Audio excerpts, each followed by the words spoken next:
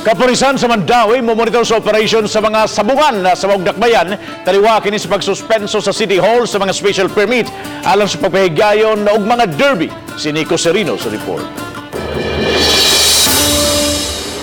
Nadawat na sa Mandawi Police ang kamanduan gikan sa City Hall kabahin sa pagsuspenso sa una nang na-issue nga mga special permits sa mga buwangan. Human sa nahitabo nga pagrumbo sa taga CIDG sa Cockpit Arena sa Barangay Ibabaw, Estancia, kundiin kapin sa 300 ang nangadakpan, mimando ang syudad, suspensuhon una ang tanan nga permits nga na-issue alang sa mga special derby sa duha ka otorisado nga buwangan sa Mandawi. Buot pasabot sa pagkakaron, Domingo ra sila gitugutan nga makapahigayon og pagpanari. Tungod sa kamanduan, muabag ang kapulisan sa pagmonitor kung na-comply ba kini sa tagduma sa mga sabungan. Nag-base ta doon sa instruction ni Presidente regarding sa pag-intensify sa gambling, illegal gambling.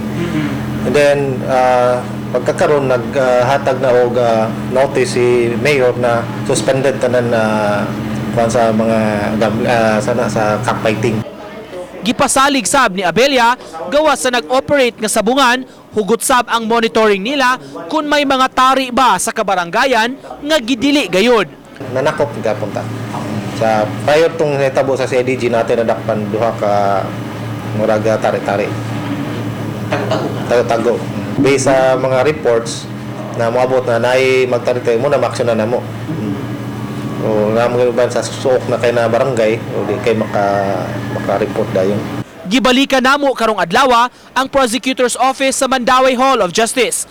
Apan wala pa makapagawas ang piskal og information o resolusyon sa mga kaso nga gisangat sa CIDG kagahapon.